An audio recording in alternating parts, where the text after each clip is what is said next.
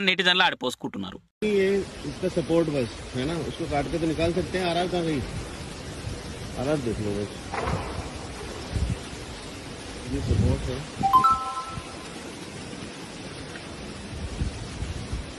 Delhi airport సక్కదనం చూడుర్రి।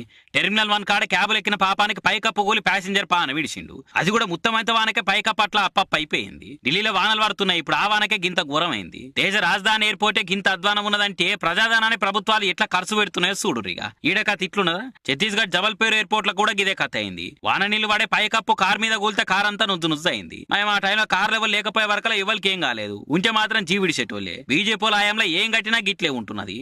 ఇక అయోధ్య సింగారం కూడా చూస్తూనే ఉన్నాం కదా, చిన్న వానకే గుడంతా వరద పాలైంది। డ్రైనేజీ సిస్టమే లేకుండా గుడి కట్టిరంటే ఎసొంటి ఇంజనీర్లు పనిచేసిర్రు ఏం కథ? అంత కరోనా టైంలో పరీక్ష రాయకుండా పాస్ అయిన బ్యాచ్లను పెట్టుకుర్రో ఎట్లనో మరి। అన్ని వందల కోట్లు ఏడ ఖర్చు పెట్టిరో ఏమో కానీ గింత అధ్వానంగా గుడి అయితే కడతారు అనుకోలేదని నెటిజన్లు ఆడిపోసుకుంటున్నారు।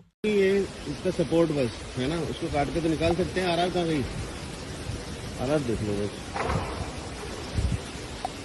ये सपोर्ट है।